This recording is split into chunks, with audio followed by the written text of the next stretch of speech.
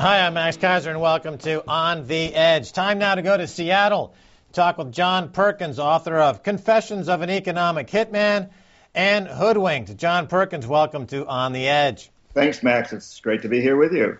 All right, John Perkins, you operated as an economic hitman in the Middle East. You know the area very well. Let's compare this with what's happened in Latin America. You've had some populist uprisings in Latin America that have taken hold with governments now that are sensitive to the indigenous populations. They've put up a good front against the kind of economic hitman activity that you were involved with during that period, but now you've been speaking out against it. In the Middle East, do you see a similar pattern of these popular revolutions taking hold? Do they have a chance, or will the economic hitman snuff it out?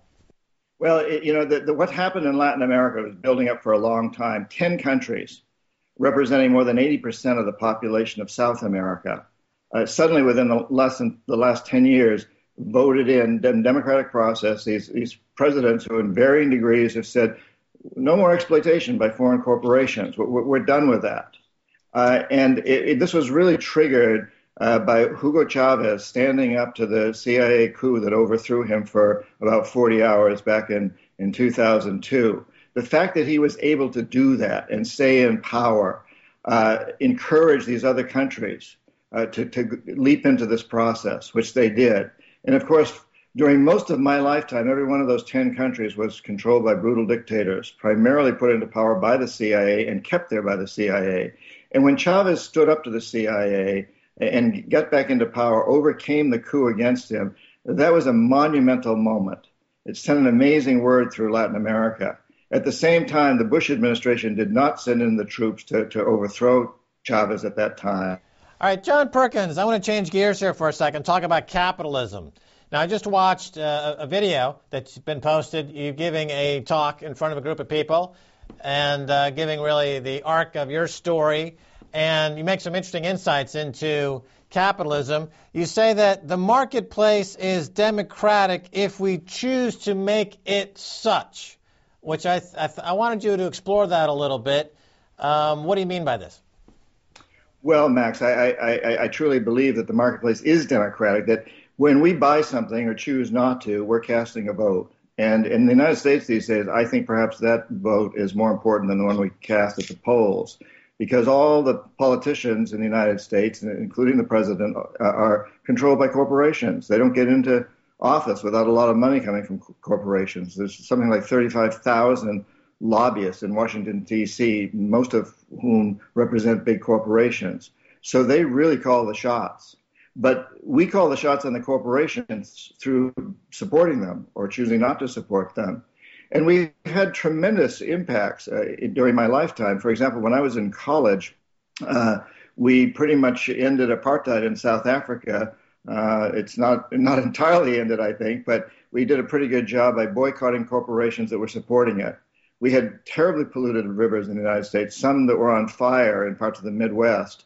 We forced corporations to clean them up, to get rid of aerosol cans that were destroying the ozone layer, to open their doors wider to women and minorities, and more recently to get trans fats out of foods and antibiotics out of chickens. And that's all been through the consumer speaking. And now I think what we need to do is speak on a higher level. What drives corporations today is what I call predatory capitalism, a fairly new phenomenon that really took hold in the 70s and mushroomed in the 80s under Thatcher and Reagan and Hodgson and other world leaders. And predatory capitalism has as its guiding principle, it was defined by Milton Friedman at the Chicago School of Economics, the single goal of maximizing profits regardless of the social and environmental costs. And that has driven this whole process. I think we, the consumer, need to go back to these corporations and say, hey, it's okay for you to give a decent return to your investors, but you must also operate within the context of creating a sustainable, just, peaceful, and thriving world for all of us. Well, on the subject of buying from corporations, selectively buying and voting with your pocketbook, with the media co-opted by these corporations, the political process co-opted by these corporations, every single aspect of American life and lives around the world is touched and managed and controlled by corporations. it becomes very difficult for people who want to selectively vote with their pocketbook to even be able to recognize where and when they're being manipulated by corporations. You mentioned in the past campaigns against aerosol cans and these other campaigns that have been very successful in the past, but it seems like in the modern era that we live in now, with the media as manipulated as it is now, it's difficult for people to even understand that they're being manipulated. What I see, and I'm curious what your thoughts are, it almost as if people are being pushed onto a reservation mentality in places like America, where they're just being kind of cattled into, ring-fenced into these new almost ghettos or reservations where very little economic activity is allowed to get in and labor costs are dropping. And the problem seems to be several magnitudes greater than just shopping intelligently, voting with your pocketbook. Your thoughts, John Perkins? Well, I think that's a beautiful metaphor or analogy. Being pushed into these pens, kind of like sheep, which we are behaving that way sometimes. But I also see a lot of hope on the horizon. I've been speaking out, for example, against Nike Corporation because it has slaves in sweatshops and on university campuses where I speak. And I was particularly involved in speaking out at the University of Wisconsin system. There's several campuses up there. And fairly recently, the University of Wisconsin dropped Nike. And that's having a huge impact on Nike and scaring them. And hopefully they're getting the message. If enough of us do that, it will happen. The other hope I see, Max, is that as I speak at MBA programs, I continually hear young people changing. 5 or 6 years ago, MBA students that I met with and talked with emphasized that what they wanted out of life was power and money. I don't hear that much anymore. Now I hear that they want to have kids. They know the world has to be a better world for their children. They're getting their degrees so that they can go out and find ways to create sustainable energy, to help starving people feed themselves, to clean up the terribly polluted environments of the world. I'm hearing this increasingly. I really think there's something very significant going on. We're seeing it, outright in the Middle East. We saw it democratically in Latin America. We're seeing it in Europe. We're seeing it in the United States. There is a revolt going on.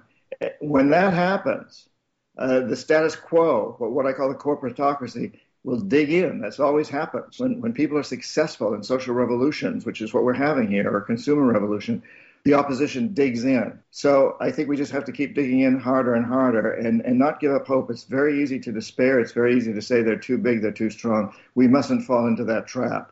We need to keep the pressure on. I saw a story recently that came out of Sweden that the IKEA Corporation is hotly debated because they're outsourcing cheap labor in America. And there's a hot debate in Sweden as to whether the Swedish people should be exploiting American cheap labor and the fact that Americans don't offer any kind of benefits to their cheap labor, and they can get a lot of cheap labor in America. Now, this seems like a remarkable story because in America, the story is that in Sweden, taxes are too high, the quality of life is not that great, and that there's no social mobility. And yet, in Sweden, it has probably the highest social mobility in the world. It has one of the highest standards of living in the world. It has a high tax rate, and they're debating whether or not to exploit the slave labor, essentially, in America. Why isn't that story more dispersed and talked about amongst the 300 million in America who are not part of the 1% elite exploiting the slave labor in America? Because the 1% elite control the mainstream media in the United States, as you pointed out earlier. That's why it's not being told. People will tell me, but the United States is the best off country in the world. We're the happiest people and the best off. And I say, well, you haven't traveled very much then. You haven't been to Sweden. You haven't been to many other European countries. We're not the best off, but people here believe that. And it's a tremendous lack in our media. It's a lack in education.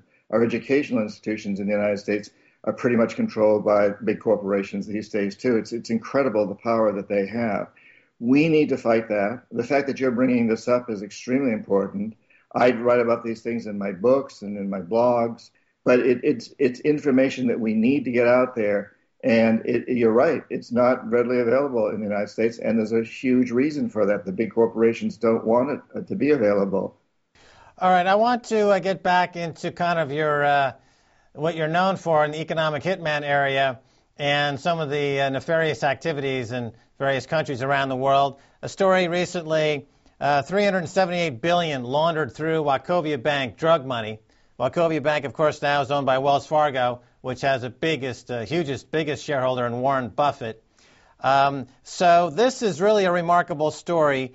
I don't know if you look to, what's your take on the story? And then I'll have a couple of tidbits for you if maybe you weren't aware of. But what's your thought on this Wachovia $378 billion money drug cartel story? Yeah, and where did they say the money came from? From the the cambio de change in Mexico. Right. And right. Okay. Right. There's no question in my mind that the CIA and American banking interests are involved in the drug wars in Mexico, as they have been for a long time in Colombia, where they've been very successful. The CIA has a long history, and actually dates back to the British history of the Opium Wars in India and China back in the 1800s, and then the CIA in the Golden Triangle of Asia during the Vietnam War years, and so on. Long, long history of this. It's one of the ways that the CIA makes its money. It's black box money that it doesn't have to get approval from Congress if it makes this money illegally, secretly. It also gives it a tremendous connection with people in those countries who the CIA then can use as jackals to do nefarious things, assassinate people and other such things. And it gives them a lot of political clout in these countries. So there's no question in my mind that the CIA was deeply involved in Colombia. I know that. And also is now deeply involved in Mexico. And there's always a tie in there with banking interests. It's the only way that organizations like the CIA ultimately launder money. They have to go through banking institutions. So there's a symbiotic relationship. That didn't come as a surprise to me. And all the surprise, of course, is that it was exposed. It's been going on for a very, very long time. Why should it surprise any of us, Right. The other dimension to this, which is kind of interesting, that Stacey Herbert, my partner, kind of unraveled, was that, in fact, when this first investigation into the Cambio de Casa and the money laundering went on in around the 2007 period, the Mexican drug cartels effectively shut off the cash, which was the precursor to the global credit crisis of 2007.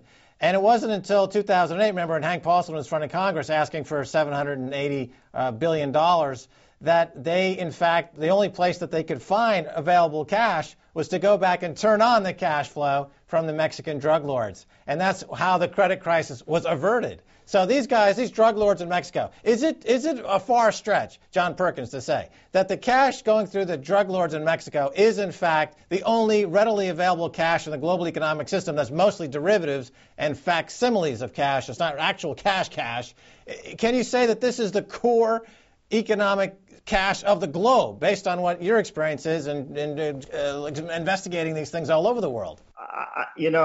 To say that it is the primary driving force, I don't know, Max, whether that's true or not. It certainly is a primary one. I think there's a lot of driving forces here in this system. Certainly, things that are going on in the Middle East are deeply involved too. And whenever we're in wars, that opens another whole door for all kinds of money laundering and other illegal activities that are actually done by our own government institutions and our big corporations. But certainly the narco trafficking activities in Mexico and Colombia play a very large role in this. And let's not forget that we went in and bombed Panama City and back in '89 and took out Manuel Noriega, who was running the country at the time, put him in prison. He's been in ever since in solitary confinement. I believe now he's in France because he knew too much. And it was well established during various proceedings that Noriega had been paid by the CIA millions of dollars as a CIA agent at the same time that he was laundering, that he was running drugs that had a strong connection with the Colombian cartel. This is a fact that came out, and it's well documented. A lot of the other activities in places like Colombia, Panama, Mexico, throughout Central and South America aren't documented. They're much more clandestine. But This has been going on a long time and continues, and certainly has mushroomed during this period of economic recession. We know the banks are doing well. We know Wall Street's doing well. We know the CIA is doing pretty well too, and the military industrial complex in the United States, what I call the corporatocracy, is doing very well. Now, you mentioned social networking, and clearly during the Egyptian revolution, Facebook was mentioned. They called it the Facebook revolution.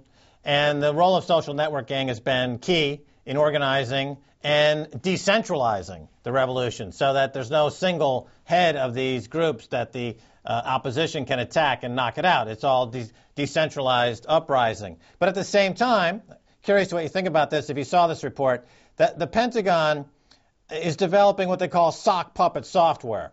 They create fake online personas to go into these various social networking sites and leave comments and manipulate the discussion by electronically creating an army of effectively avatars and robots that behave like they're humans and interacting on these sites, but they're actually programmed by the Pentagon and the CIA to try to manage the message. So what's happening so there's a war, there's a cyber war. You know, all the problems that we saw in the analog space are reappearing in the digital space. So are the social networking revolutionaries able to deal with the Pentagon in its new digital format? And what do you recommend they do to overcome this? Well, you know, it is a war. There's a battle going on. There's a battle for the internet. There's a battle for social networking. There's no question about it. And the Pentagon and the CIA can hire very, very competent people, and they will continue to do so.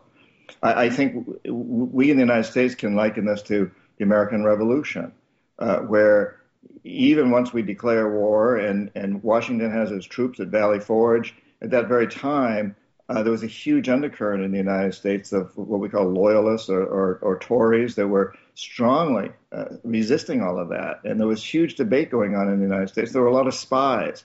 There have always been spies. What you're talking about is essentially a new form of spies and counterinsurgency within the internet.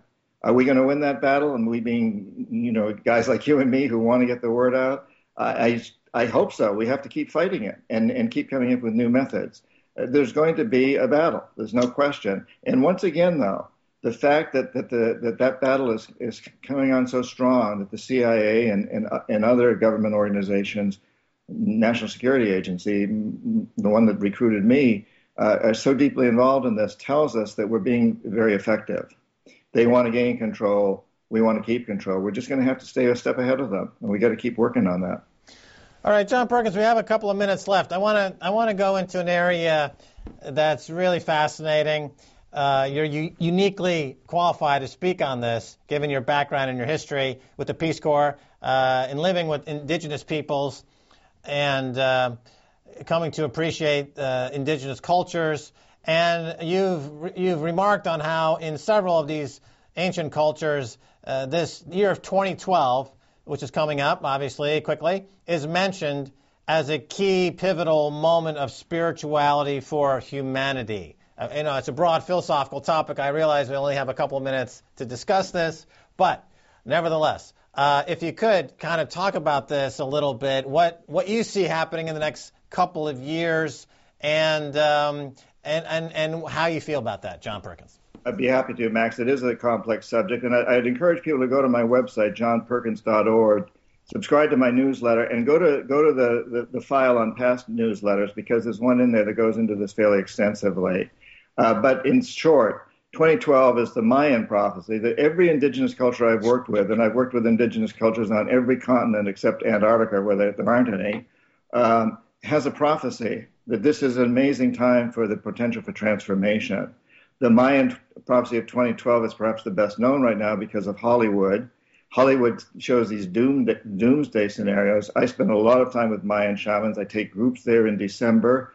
Again, go to my website to find out more about that. But what we find as we work with these shamans, that none of them has a doomsday scenario. They say this is a time for potential, for extreme change, for human beings to rise to a new level of consciousness that truly understands that we must all come together, that we live on a tiny, tiny spacecraft, And unlike the space stations our astronauts built, there's no shuttles for this one. We can't get off. So we've got to come together. We've got to raise our consciousness to understand that we've got to be sustainable, live in a sustainable, just, peaceful, thriving world for everyone on the planet. This is what the prophecies are about. And the year 2012, December 21st, 2012, is identified because that's when, from the Mayan perspective in Central America, the sun enters the great rift of the Milky Way, what they call the center of the Milky Way. But they're quick to tell us that don't expect anything really spectacular on that date. It's happening now. It began about 10 or 12 years ago. It's going to continue for a number of years to come. It's an era. And that one date, December 21st, 2012, is just kind of a marker point because astrologically it was significant to the Mayans. But this is the time. We're in it, and we're feeling it. And everything you and I have talked about so far is about that, whether it's Latin America, the Middle East, what's going on in Europe or in the United States, in places like Wisconsin and Michigan, what's going on in the Internet, this battle between the CIA and social networkers, what's going on with the drug cartels in Mexico and Colombia. That's all part of this. We are in this time for the potential for transformation, but the prophecies all say that it doesn't happen automatically. We, the people, must make it happen. It must come from us. It's not going to be some savior. It's not going to be an Obama or any other leader that comes along. It's got to be us, we, the people.